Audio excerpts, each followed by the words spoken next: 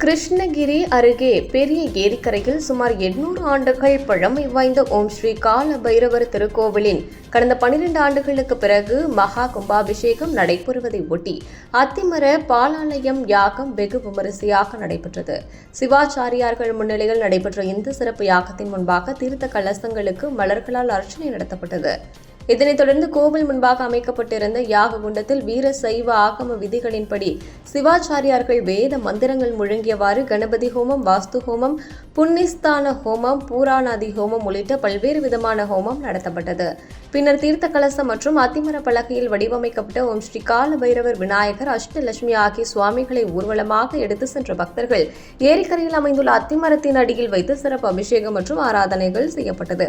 இதில் மாவட்டத்தின் பல்வேறு கிராமங்களில் இருந்து ஏராளமான பக்தர்கள் கலந்து கொண்டு சுவாமியை தரிசனம் செய்த அனைவருக்கும் பிரசாதம் மற்றும் அன்னதானம் வழங்கப்பட்டது.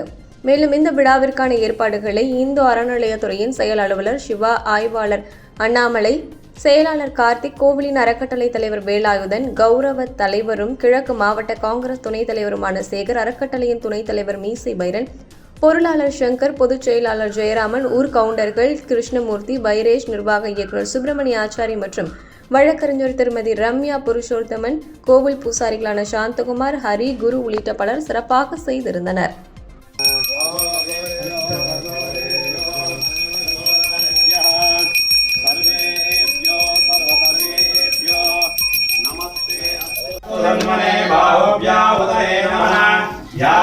शिवधमा शिवं बहवे नमः शिवाय संज्ञाय तवदयाद्वदयात् याते रुद्रा शिवातनो घोरा पापकाशने तयानस्तनुवाचः समयाय शक्तया विशागिषे नमस्ते अस्तु भगवन् विश्वेश्वराय महादेवाय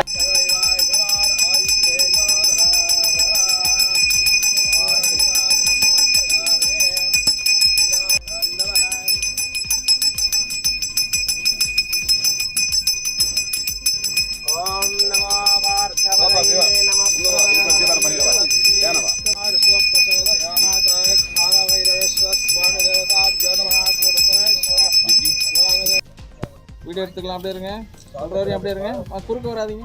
அப்படியே இருங்க.